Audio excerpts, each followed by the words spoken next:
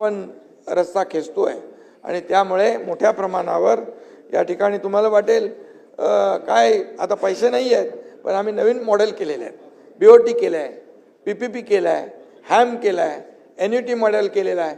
बरेच लोक त्याच्यामध्ये येत आहेत आणि त्यामुळे आपल्या राज्यामध्ये खूप मोठ्या प्रमाणावर इन्फ्रा प्रोजेक्ट सुरू आहेत.